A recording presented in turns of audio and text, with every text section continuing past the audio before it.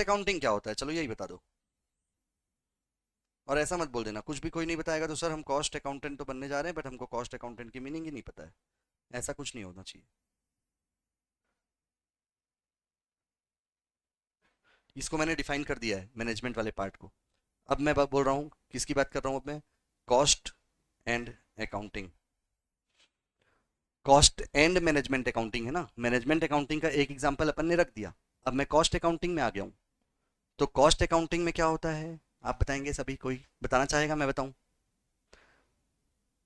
कोई बोलना चाहेगा? अच्छी बात नहीं है ये, जो चीज कर रहे हैं अपने को उसका नाम ही नहीं क्लियर है कि क्या होता है। हम्म। कितने लोग बैठे?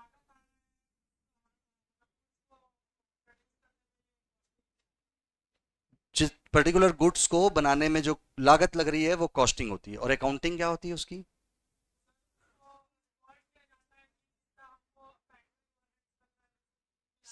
सारे उसके इंग्रेडिएंट जो जो कॉस्ट अलग अलग नेचर पे लग रही है, ठीक बोल रहे हो बिल्कुल। वो जैसे मटेरियल हो गया, उस पे कितना लेबर लग रहा है, कितना इनडायरेक्ट एक्सपेंसेस लग रहा है ओवरहेड के रूप में, तो ये सारी चीजें ऐड कर देते हैं तो ये क्या होता है उसका टोटल निकाल देते हैं अपन की टोटल कॉस्ट कितनी लग रही है उस पर्टिकुलर ऑपरेट करने में या प्रोड्यूस करने में। तो कॉस्ट अकाउंटिंग जो है वो उसी को बोलते हैं, किसी भी पर्टिकुलर गुड्स को प्रोड्यूस करने में कितनी कॉस्टिंग लगी। सेकेंड पार्ट, कि पर्टिकुलर सर्विसेज को प्रोवाइड करने में कितनी कॉस्टिंग लगी। पहले ये कॉस्ट एंड वर्क्स अकाउंटेंट बहुत छोटे, पहले CWA कहलाता था जब हम लोगों ने किया, तो ICWA कहलाता था ये डिग्री, है ना। तो CWA में सिर्फ क्या होता था, कॉस्ट एंड वर्क्स अकाउंटेंट होती थी ये चीजें। मतलब कॉस्ट एंड वर्क्स अकाउंटेंट का मतलब उनको सिर्फ और सिर्फ, वर्क्स का मतलब होता है फैक्ट्री, है ना। तो फैक्ट्री से रिलेटेड कॉस्ट अकाउंटिंग का ही स्कोप था, स्कोप बहुत कम था उस समय। अभी स्कोप और उस समय के स्कोप में 10 टाइम्स का मैनीफोल्ड है, समझो आप, 10 टाइम्स का डिफरेंस है। ठीक है। तो ये मान के चलो कि पहले क्या होता था, सिर्फ फैक्ट्री में ही यूज होता था कॉस्ट अकाउंटेंट का, इसलिए नाम भी लिखा हुआ था क्या, CWA, CMA, ICWA। ठीक है। तो ये जो ICWA होते थे ना, Indian cost and works accountant, इनको सिर्फ और सिर्फ फैक्ट्री में इनकी एप्लीकेबिलिटी होती होती थी। और जो बड़ी बड़ी फैक्ट्री होती थी जहां पे कोई गुड्स प्रोड्यूस होता था जिनका टर्नओवर 40 करोड़ से ऊपर होता था, वहीं पर कॉस्ट रिकॉर्ड्स बनाने का कंपल्सन होता था। कॉस्ट रिकॉर्ड्स, और कॉस्ट रिकॉर्ड क्या होता है, कॉस्ट सीट होती है। कॉस्ट शीट क्या होती है उसका फॉर्मेट अभी मैं डिस्कस करूंगा। ठीक है। कॉस्ट रिकॉर्ड बनाना कंपलसरी है, और उसी कॉस्ट रिकॉर्ड को चेक करना कॉस्ट ऑडिट कहलाता है। मतलब सही बनाया कि नहीं बनाया। तो कॉस्ट रिकॉर्ड बनाने के लिए भी कॉस्ट अकाउंटेंट कंपलसरी होता था, और उस चीज को चेक करने के लिए भी दूसरा कॉस्ट अकाउंटेंट जरूरी होता था, क्योंकि दूसरा आदमी ही तो चेक करेगा जो इंडिपेंडेंट हो, जो कंपनी के एम्प्लॉयमेंट में हो वो चेक नहीं कर सकता था, क्योंकि ऑडिट करने के लिए इंडिपेंडेंसी जरूरी होती है, ये बता चुका हूं पहले से, है ना। जब तक आपका बायस्ड व्यू नहीं रहेगा किसी भी ऑर्गेनाइजेशन का, जब तक आप उसको क्या करोगे, अपने एम्प्लॉयर, मान लो वहीं से मेरे को सैलरी मिल रही है और मैं उसी के अकाउंट्स को चेक करने के लिए ऑडिटर के रूप में अपॉइंट हो गया, तो मैं क्या ऑडिट में जो पॉइंट मेरे को आएंगे वो लिख पाऊंगा क्या फ्रीली? नहीं लिख पाऊंगा। कैसे? वो तुरंत मेरे को बोलेगा अरे नहीं नहीं ये पॉइंट हटा दो, ये पॉइंट हटा दो, क्योंकि ये मेरे लिए बेनिफिशियल नहीं है, और मुझे हटाना पड़ेगा because I am getting salary from him. समझ पा रहे हो? तो इसीलिए ऑडिटर के लिए जब भी कोई ऑडिट का पार्ट आता है, जो भी कोई प्रैक्टिस करता है, वो किसी भी के अंडर में क्या नहीं कर सकता, जॉब ज्वाइन नहीं कर सकता है। ये पूरा रूल है, चाहे अपने डॉक्टर्स में आप देखो, MBBS में देखो, आप कोई क्लिनिक खोल के बैठा हुआ है तो कहीं पर वो एल्सवेयर एम्प्लॉयमेंट नहीं ले सकता है। ठीक है। मतलब अल्टीमेटली क्या हो रहा है, मैं ये चीज पहले भी बता चुका हूं आपको कि सैलरी नहीं ले सकते अपन, प्रोफेशनल फीस सबसे ले सकते हैं, जहां पे भी जाएंगे प्रोफेशनल फीस चार्ज कर सकते हैं, सैलरी नहीं ले सकते। एम्प्लॉयर एम्प्लॉय का रिलेशनशिप नहीं बना सकते अपन। जैसे मैं प्रैक्टिसिंग हूँ, अलग से ऑफिस है, मैं यहाँ से सैलरी नहीं ले सकता, यहाँ से फीस ले सकता हूँ। फीस का क्या होता है, अलग से सेक्शन होता है TDS का, मतलब क्या, 1 to 1 रिलेशन होता है। मतलब ये नहीं होता कि वो एम्प्लॉयर एम्प्लॉय ऐसा हो जाता है कि एम्प्लॉयर के इंस्ट्रक्शंस को एम्प्लॉय को फॉलो करना पड़ेगा। और प्रोफेशनल ऐसे होता है, मतलब प्रोफेशनल अपनी रिकमेंडेशन देगा और ये जो है वो उनको मानना होगा तो मानेंगे, नहीं मानना होगा तो नहीं मानेंगे। दोनों इंडिपेंडेंट है, कोई किसी के अंडर नहीं है। मतलब ये क्या होता है, प्रोफेशनल फीस होती है। तो यहां पर क्या होता है, अपन अपनी जब ओपिनियन देते हैं तो ओपिनियन में कभी भी क्या नहीं होता, बायस्ड व्यू नहीं आता। और अपन का फोर्स कंट्रोल किसी के ऊपर अपन नहीं कर सकते। तो इसलिए उसके ऊपर, जिसके ऊपर कंट्रोल कर रहे हैं उससे ऑडिट नहीं करा सकते। ये सबसे बड़ा एक रूल होता है। तो कॉस्ट ऑडिटर कौन होता है, जो एक इंडिपेंडेंट प्रैक्टिस में कर रहे हैं। जैसे आप लोग CMA बन जाओगे और प्रैक्टिस में जाओगे, COP डिग्री होल्ड करोगे ना, तभी आप क्या कर सकते हो, शाइनिंग पावर आपको मिलेगा, आप साइन करके अपनी ऑडिट रिपोर्ट बना सकोगे। तो ऑडिट का काम ये वाला हुआ, कॉस्ट ऑडिट। ठीक है। कॉस्ट रिकॉर्ड का मतलब क्या हुआ, कॉस्ट शीट तैयार करना। कॉस्ट शीट तैयार करने से पहले फैक्ट्री, फैक्ट्री मतलब जो कोई गुड्स प्रोड्यूस करता हो, पहले के समय में फैक्ट्री में जब गुड्स प्रोड्यूस होता था और टर्नओवर 40 करोड़ से ऊपर होता था, तभी कॉस्ट अकाउंटिंग कंपलसरी होती थी। आज के डेट में जरूरी नहीं है गुड्स प्रोवाइड करना, सर्विस प्रोवाइड कर रहा है तब भी उसके ऊपर कॉस्ट अकाउंटेंसी लगता है। समझ पा रहे हो बात सभी? जैसे electricity board, cost accounting compulsory है, CSEB गुड्स प्रोड्यूस नहीं करता, सर्विस प्रोवाइड करता है वो, है ना, फिर भी कॉस्ट रिकॉर्ड बनाना कंपलसरी है और कॉस्ट ऑडिट होता है उनका। तो 2 कॉस्ट अकाउंटेंट तो वहां पे इन्वॉल्व हो गए। इतनी बड़ी ऑर्गेनाइजेशन है, 5-5 कंपनी है, जो अब 4 हो गई है ना, डिस्ट्रीब्यूशन, ट्रांसमिशन, है ना, होल्डिंग, ट्रेडिंग। तो ये कंपनीज जितनी अलग अलग है, हर कंपनी में सोचो 2 कॉस्ट अकाउंटेंट इन्वॉल्व होंगे। एक बनाएगा रिकॉर्ड, और बनाने वाला खुद से चेक तो कर नहीं पाएगा, तो दूसरा पर्सन क्या रहेगा, इंडिपेंडेंट व्यक्ति चेक करने के लिए। तो दोनों चीज का टेंडर होता है, और काफी अमाउंट ह्यूज, इसलिए मार्केट में दिखते नहीं है कॉस्ट रिकॉर्ड्स। कॉस्ट अकाउंटेंट जो होते हैं ना प्रैक्टिसिंग, ये मार्केट में कभी नहीं दिखेंगे। क्यों नहीं दिखेंगे? इनको एक जगह जाते हैं, वहीं सीएसईबी वहीं पे मिल जाएगा। क्या सीएसपीडीसीएल जो है, सीएसईबी मतलब पुराना नाम है उसका, क्या फुल फॉर्म है बोलो? Chhattisgarh state electricity board. तो वहीं पर जाकर के मान लो इनको 10-12 लाख रुपए मिल जा रहा है साल का, तो वो दूसरी जगह जाके क्यों ऑडिट करेंगे? प्रैक्टिकल फैक्ट है ये। मतलब 1 या 2 काम करके ही यदि इतना अमाउंट मिल जाता है, तो फिर सीएमएस जो प्रैक्टिस करने वाले होते हैं वो पब्लिक से टच में क्यों रहेंगे? जैसे जैसे अपन चार्टर्ड की प्रैक्टिस करते हैं ना, तो चार्टर्ड अकाउंटेंट में क्या होता है कि जो 1 करोड़ का भी टर्नओवर कोई कर दिया, उनको ऑडिट कराना कंपलसरी हो जाता है। 2 करोड़ का भी लिमिट है, 1 करोड़ से ऊपर में 44 एपी वाला आता है। तो जैसे ही ऑडिट, टैक्स ऑडिट करना रहता है, तो वो क्या होता है, सीए के पास आएगा, उसको पता चलेगा हाँ ये सीए ऐसे होते हैं। उनका पब्लिक से जो टचमेंट रहता है, ज्यादा रहता है। अटैचमेंट क्यों रहता है ज्यादा? क्योंकि 2 करोड़ से ऊपर में एप्लीकेबिलिटी हो जाती है। यहाँ तो 40 करोड़ से ऊपर में एप्लीकेबिलिटी होती है, तो हर कोई, मैक्सिमम लोग तो वहां से निकल जाते हैं। इसलिए एक रैंक के ऊपर के लोगों को ही सीएमए की आवश्यकता पड़ती है। और यही रीजन है कि पब्लिकली नोन नहीं है ये डिग्री। ये डिग्री पब्लिकली नोन नहीं है। बट इसका मतलब ये नहीं है कि ये डिग्री वैकेंट है, खाली है। वैकेंसी नहीं होती यहाँ पे। सीएमए जैसे ही बनोगे, उसके बाद आप खाली कभी नहीं रहोगे। इतने ज्यादा मतलब इसमें स्कोप रहता है कि कहीं ना कहीं इन्वॉल्व ही रहते हो। इसी का पूरा एग्जांपल मैंने फर्स्ट क्लास में बताया था आप लोगों को, कि कोई भी सीएमए खाली यदि हो तो आप भेज दो हमारे पास, बहुत काम रहता है। इसका मतलब क्या हुआ कि स्कोप की वैल्यू बहुत ज्यादा है। दूसरा मतलब क्या हुआ, पब्लिकली नोन नहीं है, तो कोई भी पब्लिक जो है वो आपको हो सकता है पूछ दे, अरे ये सीएमए क्या होता है? पूछे होंगे नहीं पूछे? पूछते हो तो आप लोग एकदम डिमोरलाइज हो जाते होगे, अरे अरे यार मैं इतना बड़ा सीएमए अपना कैरियर चुन लिया हूँ, और सीएमए क्या होता है पूछ दिया ये। तो डिमोरलाइज नहीं होना है, और कॉन्फिडेंटली उनको बताना है। क्यों बताना है? क्योंकि एक रैंक के ऊपर के लोग ही जानते हैं सीएमए क्या होता है। तो उनको आप अच्छे से बता दोगे तो उनका रैंक भी ऊपर हो जाएगा उसके बाद से। समझ पा रहे हो बात? क्लियर है ये सबको? और वैसे भी गारंटेड तो दे ही दिया हूँ मैं, सीएमए क्लियर हो जाना, उसके बाद यदि कहीं काम नहीं मिला तो मेरा नंबर तो है ही आपके पास। ठीक है। तो मतलब अल्टीमेटली क्या मतलब हुआ इसका, कि वैकेंसी किसी के पास नहीं रहती है, काम खूब है। क्लियर हुआ सबको ये चीज? चलो इसमें आते हैं वापस। पहले फैक्ट्री में होता था सिर्फ एप्लीकेबिलिटी, इसलिए नाम था सीएफ, क्या, सीडब्ल्यूए। अब इसकी एप्लीकेबिलिटी फैक्ट्री के अलावा सर्विस प्रोवाइडर के यहां भी होती है, मतलब स्कोप बढ़ा दिया गया। तो नाम क्या हो गया, सीएमए। मैनेजमेंट अकाउंटेंसी का रोल पूरा उसमें ऐड कर दिया गया, मतलब बहुत सारे सिलेबस को इसमें ऐड कर दिया गया, और सीएमए का नाम क्या कर दिया गया इसको। क्लियर है? तो इसका स्कोप बहुत ज्यादा स्पीड से बढ़ रहा है। ठीक। तो अब ये सीएमए का स्कोप बढ़ रहा है, तो हमको ये पता तो चलना चाहिए कि कॉस्ट रिकॉर्ड क्या होता है, हमारा जो मेन कोर काम है। बाकी सब चीज तो आपको इंटरमीडिएट में पढ़ाया जाएगा, income tax, GST, company law, industrial law, सारी चीजें आएगी वहां पर आपको जीएसटी इंटरमीडिएट में। तो उसमें प्रैक्टिस करने का जो रास्ता है वो तो खुलेगा ही खुलेगा, वो काम तो सब लोग करोगे ही करोगे। अभी अपन को यहाँ पर कॉस्ट अकाउंटेंसी क्या होती है, फाउंडेशन में आपका सेक्शन भी ऐड करने का मेन रीजन ही वही है, कि आपको अभी से पता चल जाए कि आपका पूरी लाइफ में जो आपका प्रीफिक्स लगने वाला है नाम के सामने, वो है क्या चीज, कॉस्ट अकाउंटिंग है क्या चीज। ये इंपॉर्टेंट चीज है। मतलब कॉस्ट के फील्ड में चार्टर्ड अकाउंटेंट हो, चाहे जितनी भी प्रोफेशनल डिग्री हो, उन सब से ऊपर कॉस्ट रिकॉर्ड के नाम में, कॉस्ट रिकॉर्ड में एक्सपर्टाइज के रूप में कॉस्ट अकाउंटेंट का नाम सीएमए ही आता है। पूरे ऑल ओवर इंडिया में कॉस्टिंग या कॉस्ट अकाउंटिंग के एक्सपर्ट के रूप में सीएमए ही है। बात समझ में आ रही है? तो आप लोग ये तो मान के चलो कि अपने को सीएमए मतलब कॉस्ट अकाउंटिंग को एक्सपर्टाइज वे में पढ़ना पड़ेगा। अब एक्सपर्टाइज वे में पढ़ना है, पढ़ते तो वहां पे भी है, चार्टर्ड के कोर्स में भी सिलेबस में कॉस्ट अकाउंटिंग है। क्योंकि रीजन क्या है, उसका यूज और एप्लीकेबिलिटी तो सब जगह होती है, बट अपने को कमांड हासिल करनी है, एक्सपर्टाइज नॉलेज लेना है, इसलिए फाउंडेशन लेवल से आपका ये वाला पार्ट है, सीए फाउंडेशन में नहीं है। क्लियर हुआ? इसी से आपको ये समझ में आ जाता है कि एप्लीकेबिलिटी और स्कोप हमारे लिए कॉस्ट अकाउंटिंग का कितना ज्यादा है। समझ में आ रहा है बात? चलो, तो ये स्कोप की बात हो गई। अब अपन कॉस्ट सीट, ये समझ में आ गया कि अपना जो कोर कॉन्सेप्ट है कॉस्ट ऑडिट करना है, तो कॉस्ट ऑडिट किस चीज का किया जाएगा, कॉस्ट रिकॉर्ड का किया जाएगा। कॉस्ट रिकॉर्ड क्या होती है, जैसे फाइनेंशियल अकाउंट्स, फाइनेंशियल ऑडिट जो होता है उसके लिए फाइनेंशियल अकाउंट्स, वैसे ही कॉस्ट ऑडिट जो होता है उसके लिए कॉस्ट रिकॉर्ड्स। फाइनेंशियल अकाउंट्स में क्या क्या होता है, profit and loss, balance sheet, cash flow.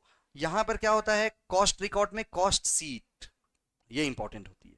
Cost sheet का मतलब क्या होता है, हर एक आइटम का जो भी प्रोड्यूस कर रहे हैं, अभी अपन वापस उसमें आते हैं, कोई मैन्युफैक्चरिंग कर रहे हैं कोई चीज, तो हर वो चीज जिसकी मैन्युफैक्चरिंग हो रही है, उस पर्टिकुलर चीज को बनाने तक की पूरी प्रोसेस, मतलब रॉ मटेरियल से लेकर के फिनिश गुड्स बनने तक का पूरा जो प्रोसेस हुआ है, उस प्रोसेस में इन्वॉल्व होने वाली each and every part of cost, उसकी प्रॉपर बुकिंग करना ही कॉस्ट सीट होती है।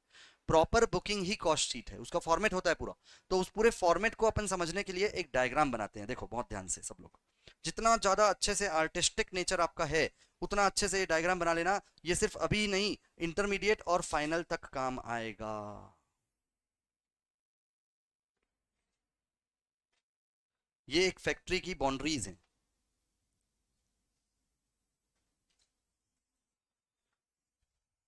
इस बाउंड्री में दो गेट हो गए, ये एग्जिट गेट है और ये एंट्री गेट है।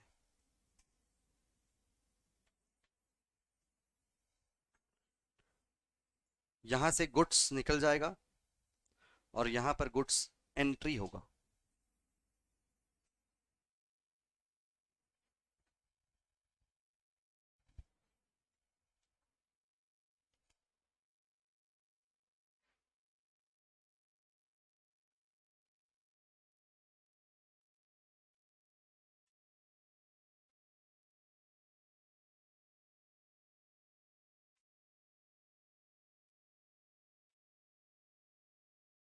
आप लोग इमेज करो कि एंट्री गेट में एंट्री करने के बाद फैक्ट्री में और क्या क्या चीजें होती है,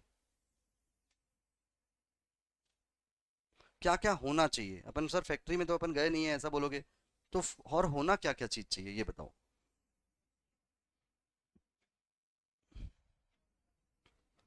सबसे पहले फैक्ट्री में जब एंट्री करेंगे अपन, है ना, तो एक वेमेंट ब्रिज बना होता है। वेमेंट ब्रिज मतलब होता है, यहाँ पर ट्रक जो है ना, उससे पहले यहाँ पे सिक्योरिटी गार्ड भी होता है, सिक्योरिटी गार्ड। ठीक है, एकदम प्रैक्टिकल इमेज करा रहा हूँ, आप ध्यान से समझें, क्योंकि बिना गेट, बिना सिक्योरिटी गार्ड के गेट जो है वो पूरा नहीं होगा, है ना, गेट में तो गेट कीपर रहेगा ही रहेगा। ठीक है, कोई भी अंदर घुस जाएगा वरना फैक्ट्री विजिट करने। ठीक है, क्या बोला मैंने कि सिक्योरिटी गार्ड जो है वो एक हो गया, उसके बाद एक प्लेट लगी होती है आयरन की बहुत बड़ी, वेमेंट ब्रिज समझते हो आप लोग सब, क्या होता है वहां पर, वेट होता है, जो भी आदमी आता है उसका वेट कर करके अंदर भेजते हैं। हाँ, रॉ मटेरियल का वेट करने के लिए ट्रक आती है वहां पर, सीधा सीधा ट्रक जो है वो वहां खड़े होती है। तो जब लोडेड ट्रक मैंने मान लो परचेज किया, तो लोडेड ट्रक जो होती है वो वहां पे खड़े होगी, और जब अंदर जाकर के अनलोड होगी, रॉ मटेरियल डिपार्टमेंट होगा यहाँ पर, रॉ मटेरियल डिपार्टमेंट, साथ में इसके रहेगा हमेशा परचेज डिपार्टमेंट। ठीक है, तो रॉ मटेरियल में गुड्स जो अनलोड होगा ना, उसके बाद फिर वापस से ट्रक को जाकर के पेमेंट करते हैं अपन, क्यों करते हैं वापस एम्प्टी ट्रक को पेमेंट क्यों करते हैं आप बताओ। हाँ, सेकंड नंबर बेंच आप बताओ। हाँ, क्यों करेंगे एम्प्टी ट्रक को वापस से वेट,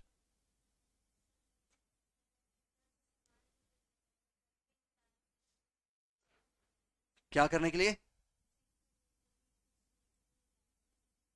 तो एम्प्टी ट्रक को चेक करने के लिए वेट करेंगे कि कुछ लेके तो नहीं जा रहा है, समझो बात को। ठीक है, कि अंदर जाके देख लेंगे कि कुछ है कि नहीं, ज़्यादा इजी, क्यों इतना मशीन मशीन में लगाएंगे, ऐसे वहां का पीछे का जो उसका पोर्शन रहता है ट्रक का, उसमें देख लेंगे कुछ रखा तो नहीं है। हाँ, अपना विजन बढ़ाओ, विजन इंपॉर्टेंट पार्ट बोल रहा हूँ बहुत। हाँ, बोलो शुभम। हाँ, यस, सुन रहे हो बात, क्या बोला जा रहा है, यस, मटेरियल और ट्रक का वेट एक साथ था, और जब एम्प्टी ट्रक वापस जा के गई तो क्या होगा, यस, जो ट्रक का weight last time second time में जो आया, उसको डिडक्ट कर देंगे फर्स्ट टाइम के वेट से, तो क्या कंक्लूजन निकलेगा, रॉ मटेरियल कितना टन या कितना क्विंटल कितना किलोग्राम्स खाली हुआ है रॉ मटेरियल। समझ पाए बात, वेमेंट ब्रिज इसीलिए रहता है, समझ में आ गया सबको अच्छे से। ठीक है, तो वेमेंट ब्रिज हो गया। क्वालिटी टेस्टिंग डिपार्टमेंट भी होता है, क्वालिटी टेस्टिंग में क्या होता है, जैसा परचेज ऑर्डर दिया गया है वैसे ही गुड्स आया कि नहीं आया, जैसा हमने कोटेशन में चेक किया था, वैसे कोटेशन में जैसे परचेज ऑर्डर इशू किया था सप्लायर से, वैसे ही गुड्स आया कि नहीं आया। यहाँ पर कौन होते हैं, सभी सप्लायर्स और यहां पर सब कौन होते हैं? कस्टमर्स। अभी मत बनाओ कोई भी, क्योंकि अभी काफी सारे इसमें आने वाले हैं चेंजेस, तो आप लोग के उसमें स्पेस की प्रॉब्लम ना हो, ठीक है, इसलिए अभी कुछ भी मत बनाओ। सुन लो बस ध्यान से एक बार, ठीक है। ये रास्ता सबको क्लियर हो रहा है क्या? जैसे ही रॉ मटेरियल आया, वेमेंट ब्रिज, क्वालिटी टेस्टिंग सबको पार करते हुए यहाँ पर रॉ मटेरियल डिपार्टमेंट में अनलोड हो जाता है ना। रॉ मटेरियल डिपार्टमेंट में अनलोड होने के बाद में एक रिसिप्ट, गुड्स रिसिप्ट नोट बनता है कि आपने इतना गुड्स रिसीव कर लिया, लिख करके दो। जैसे ही लिख करके देते हैं, ये परचेज डिपार्टमेंट के पास चले जाता है बिलिंग के लिए, कि ये जो बिल है पास होगा और पेमेंट किया जाएगा सप्लायर को, भले वो 2 महीना 3 महीना जितने भी कब जब भी हो। गुड्स आ गया, इसका एक एक्नॉलेजमेंट परचेज डिपार्टमेंट करेगा, तभी उस रिसिप्ट को लेकर के ट्रक का ड्राइवर जाएगा वापस। समझ पा रहे हो? क्योंकि वो अपने ओनर को देगा, सेलर को। सेलर को क्या बोलेगा कि मैंने ये गुड्स यहाँ पर खाली कर दिया, इस परचेज डिपार्टमेंट के इंचार्ज का सील और सिग्नेचर ला करके दे दिया, मेरी ड्यूटी खत्म। बात समझ में आ रही है सबको? क्लियर है? तो ये सब काम हो गया परचेजेस के। फिर होता है फैक्ट्री में production department. Production department 1, production department 2, बहुत सारे हो सकते हैं, मैं सिर्फ अभी 2 ही का एग्जांपल लेता हूं, ठीक है। और उसके बाद होती है एक एडमिनिस्ट्रेशन की लाइन, और यहां पर होता है फिनिश्ड गुड्स डिपार्टमेंट, यहां पर होता है सेलिंग डिपार्टमेंट, और उसके बाद फिर अपन क्या करते हैं, सेलिंग डिपार्टमेंट की हेल्प से फिनिश्ड गुड्स को लेकर के इसको कस्टमर को क्या कर देते हैं, बोलो, डिलीवर कर देते हैं, सेल कर देते हैं। क्लियर हुआ सबको? ये एक ओवरऑल जो है ना, वो फैक्ट्री का क्या हुआ, एक डायग्राम हुआ, जिसके बेसिस पे अपन अभी क्या करेंगे, कॉस्ट सीट को समझेंगे। समझ पा रहे हो बात सभी? क्या बोला मैंने अभी? क्यों बनाया मैंने फैक्ट्री का डायग्राम? कॉस्ट सीट को समझने के लिए। पर्पस सबको सॉल्व हो गया प्रॉपरली?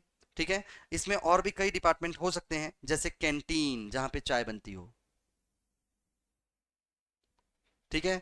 क्यों बनाते हैं चाय फैक्ट्री में? हाँ, बोलो ना। वर्कर्स के लिए, वर्कर्स को चाय पिलाने के लिए बुलाते हो क्या फैक्ट्री? तो रिफ्रेशमेंट के लिए, उनके क्या होता है, उनको उनको वापस से काम के लिए एनर्जाइज करने के लिए। इवन ये तो वर्कर्स हैं, फैक्ट्री है, ये तो बात छोड़ो, आपके घर पे भी यदि कोई काम आता है, कोई काम करने आता है, तो उसको भी चाय बना बना के पिला के बराबर अच्छे से काम कराते हो कि अच्छे से काम करे, ठीक है। ये चीज सब जानते हो अच्छे से, ठीक है। नेक्स्ट, कैंटीन के बाद होता है यहाँ पे energy department. What do you mean by energy? अब एनर्जी भी हम ही दें वर्कर को, ऐसा? हाँ। हाँ, बोलो। इलेक्ट्रिक जनरेट करने का, देखो, बहुत बड़ी बड़ी फैक्ट्री होती है ना, तो उनको इलेक्ट्रिसिटी पावर परचेज करना महंगा पड़ता है। तो वो क्या करते हैं, वो अपना खुद का इलेक्ट्रिसिटी जनरेट करते हैं, पावर प्लांट लगा लगा के रखते हैं। आपको मालूम है कि पावर कहाँ कहाँ से प्रोड्यूस होता है? हाइड्रो पावर पानी से प्रोड्यूस होता है ना। और विंड मिल होता है ना, एक विंड मिल सुने हो, देखे हो? क्या होता है वो? बड़ा सा पंखा होता है सर। अरे बोलो ना ऐसे ही, और क्या है? विंड मिल में बड़ा सा पंखा होता है, उसको घुमाते हैं, जैसी हवा आती है तो वो घूमता है अपने आप, और वहां से एक ऐसी मशीनें लगी होती है कि इलेक्ट्रिसिटी जनरेट हो जाता है, ठीक है। और उसी टरबाइन को घुमाने के लिए पानी जो है ना, ऊपर से फ्लो करते हैं, कभी नीचे जैसे पानी झरना जैसे है, ऊपर से फ्लो हो रहा है, तो नीचे उस टरबाइन को घुमा करके फिर इलेक्ट्रिसिटी जनरेट की जाती है, हाइड्रो पावर होता है ना। तो ऐसी बहुत सारे, सोलर पावर होता है, सोलर मतलब धूप से जो है, वो ऐसी मशीनें और प्लेट्स लगी होती है कि धूप से काफी हीट करके वो क्या होता है, इलेक्ट्रिसिटी जनरेट करते हैं, और उसी इलेक्ट्रिसिटी को तो वायर के थ्रू सप्लाई करते हैं। कौन करती है? Distribution companies. और वो जो कंपनीज होती हैं, वो आपके घरों में इलेक्ट्रिसिटी सप्लाई करके चार्जेस लेती हैं आपसे, इतना सा चीज है, ठीक है। तो अब घरों में तो ठीक है भाई, चलो 2 4 5 हज़ार रुपए का बिल आता है, दे देते हैं। बड़ी बड़ी फैक्ट्री में यार लाखों रुपए का बिल आएगा हर महीने। तो इससे अच्छा क्या करेंगे अपन, खुद ही लगाएंगे, जनरेट करेंगे मशीन। तो उसको बोलते हैं पावर प्लांट। तो आप लोग से एक क्वेश्चन, कि क्या खुद का इलेक्ट्रिक जनरेट करना अलाउड है? यदि अलाउड होता, जैसे मैं तो बोल रहा हूँ ना कि इलेक्ट्रिसिटी जनरेशन प्लांट लगाएंगे, तो यदि अलाउड होता, तो सिर्फ एक ही कंपनी पूरे ऑल ओवर इंडिया में क्यों होती है? अलग अलग स्टेट में, स्टेट के ओनरशिप में ही कंपनीज होती है ना। कोई प्राइवेट सेक्टर वाला भी तो लगाता कि चलो मैं इलेक्ट्रिसिटी जनरेट कर रहा हूँ, बाजू वाले को बुला लेता, चल तुमको भी प्रोवाइड करूंगा, तुमको भी एक मोहल्ले का एक इलेक्ट्रिसिटी प्रोवाइडर। हाँ, बताओ, ऐसा हो जाता ना। तो फिर मैं जो बोल रहा हूँ वो गलत है। इलेक्ट्रिसिटी पावर जनरेट करने का पावर जो है, दैट इज अथॉरिटी जो है, वो तो गवर्नमेंट के पास ही है, स्टेट गवर्नमेंट के पास। तो ऐसे इफ एंड बट किया करो ना आप लोग। जैसे मैं बोला कि सर यहाँ पे इलेक्ट्रिसिटी जनरेशन प्लांट लगाओगे बोल रहे हो आप, तो यहाँ पर तो क्या है, गवर्नमेंट के पास ही रहता है पावर। तो आप प्राइवेट सेक्टर में कैसे लगा सकते हो इसको? हाँ, क्या बोल रहे हो? परमिशन लेकर के? हाँ, बोलो। परमिशन दे देगी गवर्नमेंट? मतलब उन्हीं से परमिशन ले रहे हैं कि भाई सुन, ठीक है, तुमसे पावर लूंगा तो 2-2 4-4 लाख रुपए महीने का देना पड़ेगा। मुझे परमिशन दे दो कि मैं खुद ही बना लूं और तुमको 4 लाख रुपए ना दूं। हाँ बेटा ठीक है, बना ले साइन। हाँ बोलो, ऐसे ही हुआ ना। हाँ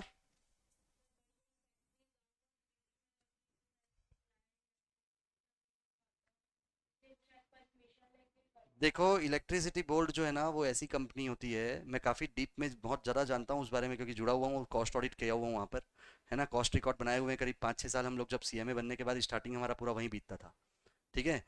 तो एक ऐसी कंपनी है, जैसे तुम बोल रही हो ना सिया, कि बहुत दूर दूर अपना रिमोट एरिया में जब कोई फैक्ट्री और वहाँ पे इलेक्ट्रिसिटी ना हो, पूरे ऑल ओवर इंडिया में आप कहीं के भी हो, रिमोट एरिया में रहो, आप एक एप्लीकेशन बस दे दो हमको कि इलेक्ट्रिसिटी चाहिए, ठीक है, पूरे दल बल के साथ भिड़ जाएंगे आपके सामने।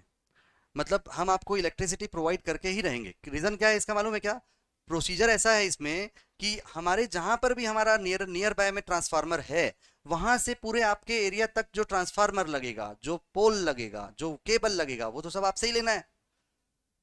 ठीक है। और बस उसमें हम अपना क्या सप्लाई करेंगे? करंट। उसके बाद फिर आपका हर महीने क्या आ जाएगा? बिल। उसी से चलता है हमारा काम। वही क्या है हमारे लिए? रेवेन्यू का सोर्स है। मतलब सोचो, डिलीवरी भी कौन सी हो गई यहाँ पर? एफओबी डिलीवरी हो गई। मतलब हम अपने जहां पर हमारा ट्रांसफार्मर, आपके एरिया के रिमोट, आप बोले ना रिमोट एरिया, कितना ही रिमोट एरिया हो जाओ ना, हमको क्या फर्क पड़ता है? 10 किलोमीटर, 22 किलोमीटर, आपका जो मेरा ट्रांसफार्मर जहां भी नियर बाय में लगा है, वहां से आपके एरिया तक ट्रांसफार्मर का चार्ज तो आप ही से ले रहा हूँ। लाइन अफोर्डिंग चार्जेस बोलते हैं, उस पर जीएसटी अलग लेते हैं। ठीक है। उसके बाद हमारा जो एक पर्सन रहेगा सुपरविजन करने के लिए, जो फिट करेगा, उसका लेबर चार्ज अलग होता है। उन सब में 18% लगता है। मतलब पूरा तरीके से लूट लेते हैं। अब लूटना वर्ड गलत है एक्चुअल में, क्योंकि आप ही की फैसिलिटी के लिए कर रहे हैं। तो वो चीज़ जो है वो आप ही से जब लेना है, तो हमारे लिए क्या रिमोट एरिया यार। भाई आप नियर बाय एरिया में रहोगे तो आपको कम चार्जेस लगेगा, आप दूर एरिया में रहोगे तो आपको ज़्यादा चार्ज लगेगा। मुझे क्या फैसिलिटी में प्रॉब्लम हो रही है? बस मेरे तो बिल बनना है, तो मेरे लिए तो आप कस्टमर हो। तो इसीलिए कोई प्रॉब्लम नहीं है ऐसे देने में, और परमिशन तो देंगे ही नहीं बनाने की दूसरी। मतलब इलेक्ट्रिसिटी जनरेट करने का परमिशन ऐसे देते गए ना, हर मोहल्ले में लग जाएगा पावर प्लांट। समझ पा रहे हो? पैसों की कमी नहीं है लोगों के पास में, कैपिटल की। वैसे भी लोन मिलता है बहुत कम इंटरेस्ट में। ठीक है। जितना ज़्यादा यहाँ इलेक्ट्रिसिटी बिल लगता है।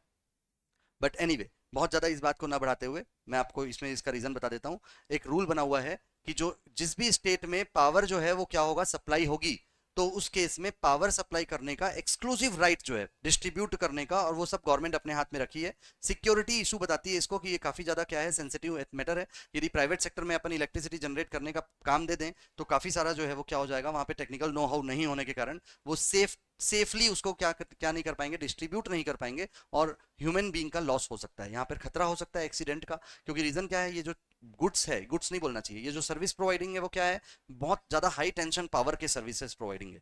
तो ये सेंसिटिव मैटर है। तो पूरे ऑल ओवर इंडिया में हर एक स्टेट में स्टेट गवर्नमेंट को ही पावर है इलेक्ट्रिसिटी जनरेट करके डिस्ट्रीब्यूट करने का। ये बात समझ में आ गया? अब दूसरी बात बताता हूँ। तो फिर यहां पर मैंने इलेक्ट्रिसिटी डिपार्टमेंट क्यों बना दिया? यहां पर इलेक्ट्रिसिटी डिपार्टमेंट इसलिए बना दिया कि बड़ी बड़ी फैक्ट्रीज को उनके ओन रिस्क पे इलेक्ट्रिसिटी जनरेट करने की अथॉरिटी दी गई है। I am using the word generate. Generate करो आप, कोई इशू नहीं है। ट्रांसमिशन और डिस्ट्रीब्यूशन का पावर तो हमारे ही पास है। और डीप में एक चीज बता दूं कि यदि ये जनरेट कर रहे हैं ना, तो कर, खुद को यूज करना है कर। यदि एक्सेस जनरेट हो जाता है, मैं परचेज करूंगा तेरे से। इलेक्ट्रिसिटी कंपनी जो है वो ऐसे प्राइवेट सेक्टर के कैप्टिव कंजम्पशन जो करने के लिए, मतलब इंटरनल कंजम्पशन करने के लिए जो इलेक्ट्रिसिटी जनरेट करती है, उन पावर प्लांट से इलेक्ट्रिसिटी परचेज भी करती है। परचेज करने के लिए केबल लगेगा, सब लगाएंगे अपन। ट्रांसफर करेगा, सब करेंगे, उसमें कुछ रिस्क नहीं है, ये माना जाता है। ठीक है। बट डिस्ट्रीब्यूट नहीं करना, अपने पड़ोस वाले को भी देगा ना, तो कैंसिल कर दूंगा लाइसेंस। इलेक्ट्रिसिटी जनरेट नहीं करने देंगे अपन, क्योंकि कारण क्या है, वहां मेरा हक है, मेरा कस्टमर है वो। समझ पा रहे हो बात? मतलब इलेक्ट्रिसिटी जनरेट करो, यूटिलाइज करो, सेल करना है तो मैं हूं, परचेज करूंगा कम रेट में, वो भी सेल क्योंकि मैं ज्यादा रेट में करता हूं। ठीक है।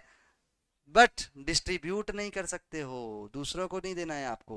वरना क्या हो जाएगा, हमारा खेल खत्म हो जाएगा। यहाँ प्राइवेट सेक्टर में लोग बहुत बड़े बड़े बैठे हैं, हमको मालूम है। ठीक है। ये बात समझ में आ रही है सबको? तो इलेक्ट्रिसिटी जनरेशन प्लांट जो है वो काफी दूर में इसलिए बनाया जाता है कि जो प्लांट में हमारी इलेक्ट्रिसिटी लगती है वो वहां पर बने और हमारे प्लांट में यूज हो। चूंकि ऐसी फैक्ट्रीज में डे नाइट वर्क होता है, 24 आवर्स काम होता है, काफी बड़ा पावर लगता है। तो इसीलिए क्या होता है, पावर जनरेटिंग यूनिट अलग से रहती है। अब चाहे वो कोल से बनाए, चाहे वाटर प्लांट से बनाए, चाहे सोलर प्लांट से बनाए, किसी भी तरीके से बनाए, प्लांट जो रहती है वो काफी दूर में रहती है क्योंकि खतरा होता है थोड़ा। और वहां से क्या होता है, केबल या फिर पाइपलाइन के थ्रू इलेक्ट्रिसिटी सप्लाई होती है, कहाँ जाती है, पावर प्लांट में, ये प्रोडक्शन डिपार्टमेंट में। ऐसे बात समझ में आ गई सबको यहाँ तक? ठीक है। अब अपन आ जाओ अपने कोर एरिया में। मेरा ये सब बताने का कारण है आपको इमेजिनेट करवाने का, और इमेजिनेशन कराने के बाद जब मैं अभी आपको कॉस्ट शीट बनाऊंगा तो उसमें आपको पूरा पूरा फुल फोकस रहेगा और उस कॉस्ट शीट को आप बिल्कुल लिंक कर पाओगे कि हाँ क्या होता है। ठीक है। कॉस्ट शीट का फॉर्मेट बताने से पहले, कॉस्ट शीट के फॉर्मेट को बताने से पहले आपको मैं एक चीज बता दूं कि यहाँ पर अपना मेन पर्पस क्या है। पर्पस जो है ना वो कॉस्ट शीट बनाने का ये है कि जो फाइनल गुड्स हमारा आउटपुट हो रहा है, फाइनल गुड्स आउटपुट हो रहा है, इसका मतलब जो कस्टमर के पास गुड्स जा रहा है, समझ पा रहे हो बात क्या बोल रहा हूं मैं? कस्टमर के पास जो गुड्स जा रहा है उस गुड्स की कॉस्टिंग निकालना है, उस गुड्स की कॉस्टिंग निकालना है। क्यों निकालना है? क्योंकि कस्टमर के पास जो मैं गुड्स बना करके प्रोड्यूस करके भेज रहा हूं, से फॉर कि मैं एक पेन बना रहा हूं, ये पेन बनाता हूं, तो पेन की जब तक मेरे को कॉस्टिंग नहीं पता चलेगी तब तक मैं सेल प्राइस कैसे डिसाइड करूंगा यार? समझ पा रहे हो? इस पेन को बनाने का स्टार्टिंग पॉइंट क्या होगा मालूम है क्या? Raw material. रॉ मटेरियल कहां से आएगा ये मालूम है क्या? सप्लायर के पास से। ये बात सबको समझ में आई? ठीक है। पेज नंबर निकालो 305, जो अभी शीट्स आपको मिली है, या स्टडी मैट का, स्टडी मैट में भी वही पेज नंबर है 305। सभी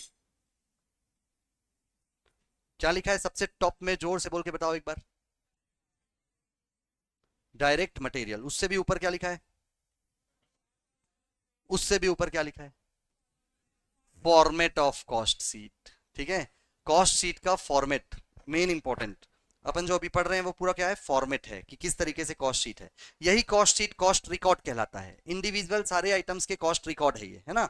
और यही कॉस्ट रिकॉर्ड को आप लोग को ऑडिटर बन के चेक करना है, कॉस्ट ऑडिट का काम करना है। क्लियर है? यही कॉस्ट शीट जो है वो हर एक आइटम का बनेगा, जो भी प्रोडक्ट करेगा, कोई फैक्ट्री जो है प्रोडक्शन करेगा किसी भी गुड्स का, तो यही कॉस्ट शीट बनाएगा। ये कॉस्ट शीट बनाने का मेन पर्पज, उस पर्टिकुलर गुड्स का, हर एक गुड्स के लिए अलग अलग कॉस्ट शीट बनेगी, उस पर्टिकुलर गुड्स का कॉस्ट, फाइनल कॉस्ट निकालना, ताकि उसमें प्रॉफिट ऐड करके सेल प्राइस निकाल के बेच सकूं। ये मेरा मेन पर्पज है। क्लियर हुआ सबको बात? मतलब इंपॉर्टेंट चीज ये है कि यहां पर जो कस्टमर को गुड्स बेचा जा रहा है, उस गुड्स को सेल प्राइस निकालने के लिए मेरे को उसकी, उस पर्टिकुलर गुड्स की एक्चुअल कॉस्ट का पता होना बहुत जरूरी है। तो वो एक्चुअल कॉस्ट का मुझे पता चलना चाहिए, वो कॉस्ट निकालना है मुझे। तो इसके लिए मैं क्या करता हूं, आपके एग्जांपल जो है वो क्या है, पेन का है यहाँ पर, है ना। इसकी कॉस्टिंग निकालनी है तो मैं स्टार्ट करूंगा यहां से, क्योंकि पेन के लिए मैं परचेस करूंगा रॉ मटेरियल। क्लियर हो रहा है सबको अच्छे से? डन। तो सबसे पहले इंपॉर्टेंट चीज क्या है, कॉस्ट शीट हर एक आइटम का अलग अलग बनेगा। सब लोग बोर्ड में देखना, लिखना किसी को कुछ भी नहीं है अभी, ठीक है। सिर्फ बोर्ड में देखो और बहुत ध्यान से एनालाइज करो कि मैं क्या बोल रहा हूं, है ना। इस कॉस्ट शीट में वो जो फॉर्मेट दिया हुआ है ना, उस फॉर्मेट को ही मैं थोड़ा सा चेंज करके एनालिटिकल व्यू में आपको समझा रहा हूं। सबसे पहले होता है रॉ मटेरियल, क्योंकि रॉ मटेरियल ही क्या हो जाएगा, पहले कंज्यूम होगा। रॉ मटेरियल कंज्यूम कैसे निकलेगा? रॉ मटेरियल कंज्यूम्ड, परचेज जितना भी मैंने किया, पहले से मेरे पास में जितना था ओपनिंग स्टॉक और क्लोजिंग स्टॉक जितना बच गया, किसी पर्टिकुलर पीरियड के लिए तो बनाऊंगा कॉस्ट शीट में। तो मान लो मैं एक महीने के लिए बनाया, फर्स्ट, आज क्या है, 31 जुलाई है, 1 अगस्त ओपनिंग स्टॉक जितना भी था वो जुड़ जाएगा परचेजेस के साथ। तो पूरे ड्यूरिंग द मंथ ऑफ अगस्त जितना भी मैंने परचेज किया वो 1 अगस्त को जितना स्टॉक था उसमें जुड़ जाएगा, है ना। और लास्ट जो है 30 अगस्त, जो है 30 अगस्त लास्ट, वहां पे जितना स्टॉक था वो माइनस हो जाएगा। तो जब माइनस हो जाएगा क्लोजिंग स्टॉक ना, तो वो कौन सा स्टॉक आएगा किसी को मालूम है?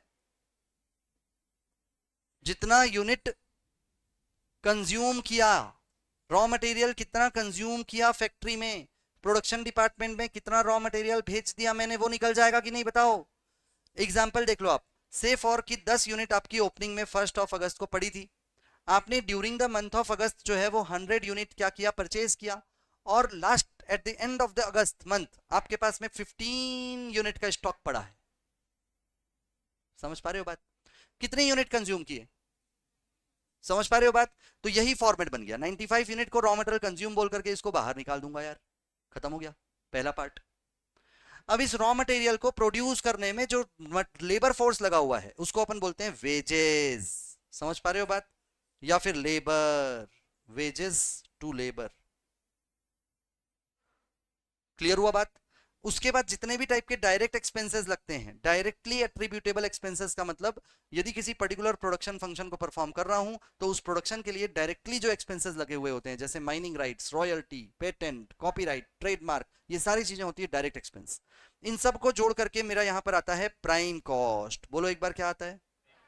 प्राइम कॉस्ट का नाम ही प्राइम का मतलब होता है मुख्य, मुख्य का मतलब होता है एकदम इंपॉर्टेंट, प्राइम कॉस्ट। क्लियर हुई सबको? ये प्राइम कॉस्ट चले जाता है बाहर। ठीक। अब इसके बाद इसमें ऐड होता है ओवरहेड, जितने भी टाइप के इनडायरेक्ट एक्सपेंस होते हैं। ये तीनों तो डायरेक्ट एक्सपेंसेस थे, सबसे पहले ऐड हो गया। अब इसके बाद होते हैं इनडायरेक्ट एक्सपेंसेस। तो इनडायरेक्ट का मतलब होता है ओवरहेड। देखो वर्ड नाम से ही क्लियर हो रहा है, हेड का मतलब होता है डायरेक्ट और ओवर दी हेड का मतलब होता है इनडायरेक्ट। ओवर, ओवर का मतलब ऊपर से, डायरेक्ट का मतलब क्या होता है? हेड का मतलब होता है डायरेक्ट। तो हेड के ऊपर का ओवरहेड, ओवरहेड का मतलब इनडायरेक्ट एक्सपेंस। नाम से क्लियर हो रहा है सबको? Indirect expense. इनडायरेक्ट का मतलब जो डायरेक्ट नहीं है, जो जो जो अप्रत्यक्ष रूप से लग रहा है, ठीक है, वो इनडायरेक्ट। तो इनडायरेक्ट एक्सपेंस बहुत सारे टाइप के होते हैं। यदि वो फैक्ट्री से रिलेटेड हो तो फैक्ट्री ओवरहेड बोलेंगे उसको। क्या बोलेंगे? बोलो एक बार सब लोग जोर से। फैक्ट्री ओवरहेड जब ऐड करेंगे प्राइम कॉस्ट में। बात समझ में आ रही है क्या?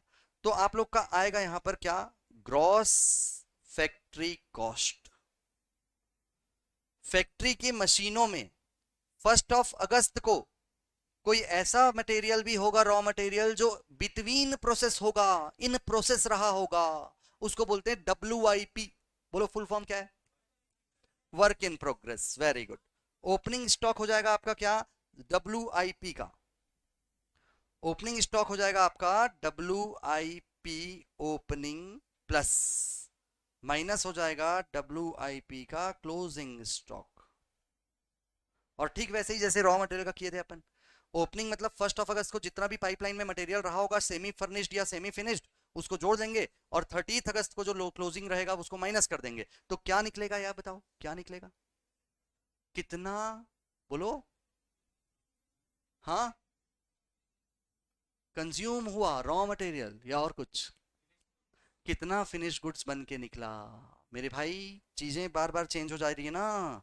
ये रॉ मटेरियल डिपार्टमेंट में ओपनिंग और क्लोजिंग था, इससे आगे बढ़े तो रॉ मटेरियल कंज्यूम्ड इस लेवल पे आया। समझ पा रहे हो बात?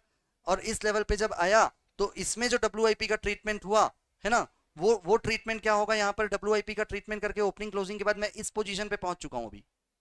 समझ गए बात? मतलब लेबर चार्ज और फैक्ट्री ओवरहेड ऐड किया जब मैंने, तो यहां पर था पाइपलाइन के WIP के प्रोसेस को ऐड किया, जो WIP का प्रोसेस था मेरा, तो मैं कहां पहुंच गया? जस्ट फैक्ट्री के बाद।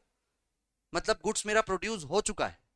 अब उन गुड्स को काउंटिंग करूंगा, एडमिनिस्टर करूंगा, उस पर टैक्सेस पे करूंगा, उसको मैं प्राइमरी पैकिंग करूंगा, ये सारा काम होता है एडमिनिस्ट्रेशन।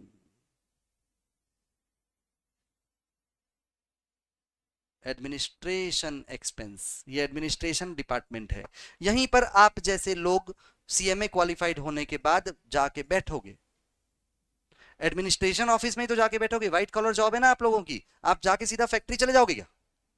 ला प्रोडक्शन करूंगा सीधा। हाँ मेरे को आता है क्योंकि सब सिखाया है मेरे को टीचर्स, प्रोडक्शन करना आता है। आप जा करके एडमिनिस्ट्रेशन डिपार्टमेंट में ऑडिट का काम करोगे, पेपर्स चेक करोगे, बुक्स अकाउंट देखोगे, मतलब टैली में देखोगे, कंप्यूटर देखोगे, मतलब ये सारी चीजें एडमिनिस्ट्रेशन ऑफिस में होती है। तो यहाँ पर आपका काम होगा, मेन ऑफिस जो है वो यहाँ होती है। इवन आपको शायद फैक्ट्री तक जाने की परमिशन भी ना मिले, क्योंकि फैक्ट्री काफी डेंजरस होता है, उसमें फिर वो हेलमेट और वो सब लगा करके, जो काफी सेफ्टी टूल्स होते हैं, किट्स होते हैं, किट्स लगा करके वहां पे जाना पड़ता है। क्लियर हुआ सबको? ठीक है। नाउ तो इससे आप लोग को जो मैं सीट कॉस्ट सीट डिस्कस करते जा रहा हूं ना, आप लोगों से ये अपील है कि आप लोग ये जो इमेजिनेट कराया हूं ना, उसमें भी फ्लो बनाते जाओ। सबसे पहले जैसे मैं रॉ मटेरियल कंज्यूम बोला, तो यहां पर आपका आएगा पहला स्टॉपेज। उसमें रॉ मटेरियल का purchase plus opening minus closing, raw material consume. Second step जैसे ही मैंने वेजेस और लेबर का जोड़ करके प्राइम कॉस्ट बताया ना, तो ये यहां हो जाएगा लेबर्स को जोड़ने के बाद। थर्ड मैंने जैसी फैक्ट्री ओवरहेड जोड़ के ग्रॉस बताया ना, वो यहां हो जाएगा। फोर्थ जैसी मैंने नेट फैक्ट्री कॉस्ट बोला ना, वो यहां हो जाएगा। फिफ्थ में उसमें अब एडमिनिस्ट्रेशन एक्सपेंस जोड़ने वाला हूं, एडमिनिस्ट्रेशन ओवरहेड बोलेंगे उसको अपन। ठीक है, देखो again come to the format. Net factory cost हुआ ये, नेट फैक्ट्री कॉस्ट के बाद मैं इसमें एडमिनिस्ट्रेशन एक्सपेंस जोड़ूंगा, एडमिन ओवरहेड। ये एडमिन ओवरहेड को ऐड करके बोलो क्या निकलता है, cost of production. Cost of production में फिनिश्ड गुड्स का ट्रीटमेंट करता हूं, क्योंकि अब मैं फिनिश्ड गुड्स डिपार्टमेंट के पास पहुंच चुका हूं, वहां पर मेरा इस बार का प्रोडक्शन जाके जुड़ चुका है। वहां पर पहले से मौजूद opening stock of finished goods में जुड़ जाएगा ये मेरा प्रोडक्शन इस बार का। और जब 30 ऑफ अगस्त को closing stock of finished goods होगा, उस फिनिश्ड गुड्स में क्या होगा, माइनस हो जाएगा कॉस्ट ऑफ गुड्स सोल्ड। जो गुड्स सेल हो रहा है उसकी कॉस्ट। फील आ रहा है आप लोग को कि कहां पहुंच रहे हैं, फिनिश्ड गुड्स डिपार्टमेंट को क्रॉस करके अब नेक्स्ट कौन सा डिपार्टमेंट है बोलो, सेलिंग डिपार्टमेंट। तो सेलिंग डिपार्टमेंट में सेलिंग एंड ओवरहेड ऐड हो जाएगा यार। सेलिंग एंड ओवरहेड क्यों ऐड होगा, क्योंकि अब सेलिंग डिपार्टमेंट के मार्केटिंग के पीपल जो है वो उन्हीं गुड्स पे अपना एफर्ट लगाएंगे जिसको बेचा जा रहा है। या मैं ऐसा बोलूं तो जो गुड्स वो बेच पा रहे हैं उन्हीं पे उनका एक्सपेंसेस होगा, जो गुड्स स्टॉक में पड़ा रह गया उस पे नहीं होगा। इसलिए closing stock of finish goods को माइनस कर दिया गया वहां पर। बात समझ में आ रही है क्या बोला गया, क्लियर हुआ सबको यहां तक, समझ में आ रही है यहां तक बातें। सेलिंग एंड ओवरहेड को जब हम ऐड करेंगे तो यहां पर आता है कॉस्ट ऑफ सेल्स, और यही इस कॉस्ट सीट का मेन टारगेट होता है। इसमें प्रॉफिट ऐड करके सेल कर दिया जाता है, कस्टमर के पास बेच दिया जाता है। ये बात सबको समझ में आई अच्छे से। अब पॉइंट आउट जो मैंने किया था, पॉइंट आउट जो किया था उसको देखो बहुत ध्यान से, कि यहां पर मैंने फोर्थ पॉइंट में क्या लगाया था बोलो, नेट फैक्ट्री कॉस्ट। जैसे ही उसमें एडमिनिस्ट्रेशन एक्सपेंसेस आपने ऐड किया, देखो मैं इसको फोर्थ नंबर दे देता हूं। जैसे ही एडमिनिस्ट्रेशन एक्सपेंसेस ऐड करके आप कॉस्ट ऑफ प्रोडक्शन में गए, ये फिफ्थ नंबर हो गया। ये कॉस्ट ऑफ प्रोडक्शन मतलब इस बार का प्रोडक्शन जाकर के कहां मिल रहा है, कहां जाके जोड़ दे रहे हो आप, फिनिश्ड गुड्स डिपार्टमेंट में। यस, लाइन एक एक जन से ही आवाज आ रही है, बस पूरे क्लास बैठे हो इतने लोग, कहां जाकर के जुड़ रहा है बोलो, फिनिश गुड्स। जितना ज्यादा हो सके चिल्लाया करो। और सुनो, जब ऐसा कोई क्वेश्चन आता है ना इजी वाला, बहुत डैम इजी वाला, तो आप लोग एक दूसरे को अपना एजेंट मत बनाया करो कि मेरे एजेंट तो बैठे हैं उन लोग बोल देंगे। समझ पा रहे हो, बोलना आपको है। और जो आवाज गूंजेगी ना, उस आवाज में आपकी खुद की आवाज आपको सुनाई आए, ये नियम बना लो अभी जब तक कॉस्टिंग पढ़ा रहा हूं। क्या बोला मैं, समझ में आ रहा है। जितनी जोर से आवाज आ रही है ना, जो आवाज गूंजेगी ना उसमें आप अपनी खुद की आवाज सुन पाओ, इतना जोर से तो जरूर बोलना। समझ में आया क्या बोला मैंने, हाँ बोलो। फिफ्थ नंबर का पॉइंट क्या था, कॉस्ट ऑफ, बोलो, कॉस्ट ऑफ प्रोडक्शन। ये कॉस्ट ऑफ प्रोडक्शन जाके कहां मिला, यस कहां मिला, उस फिनिश गुड्स में पहले से क्या था, अरे नहीं भाई, उस फिनिश गुड्स डिपार्टमेंट में पहले से क्या पड़ा हुआ था, opening stock of finish goods पड़ा था। तो उस ओपनिंग में इस बार का प्रोडक्शन जाके मिलेगा कि नहीं मिलेगा, ऐड कर दिया अपन ओपनिंग स्टॉक, ठीक। इसीलिए ऐड किए। मैं जो जितनी भी चीजें बता रहा हूं आपको ये पता चलना चाहिए ऐड क्यों किए, ऐड किए तो क्यों किए, क्योंकि पहले से पड़ा हुआ गुड्स था, इस बार जाकर के प्रोडक्शन जोड़ा, तो पहले से पड़ा हुआ गुड्स इस बार के प्रोडक्शन के साथ ऐड ही तो होगा। और क्लोजिंग स्टॉक माइनस क्यों हो रहा है, अब ये बात बताओ, क्योंकि वो बिका नहीं है, वो पड़ा रह गया, और हमको आगे बढ़ानी है अपनी गाड़ी, मतलब हमको तो वहां तक पहुंचना है ना, सेल कौन सा गुड्स किया उसकी कॉस्टिंग निकालना है यार, ठीक है। कस्टमर के पास जो गुड्स जा रहा है उसकी कॉस्टिंग निकालनी है अपने को। तो इसीलिए मैं क्या कर रहा हूं, क्लोजिंग स्टॉक को माइनस कर रहा हूं। मतलब रीजन ये भी पता चलना चाहिए कि माइनस कर रहे हैं तो क्यों कर रहे हैं, रटवाने वाला नहीं हूं मैं कि ये फॉर्मेट रट लो, समझ जाओ बात। जिसको करना है इंटरमीडिएट करना है, यहां से मत करना बाकी लोग, पर रटाऊंगा नहीं मैं। समझ पा रहे हो बात, ठीक है। समझना तो ऐसे ही पड़ेगा जैसे पढ़ रहे हो, यस।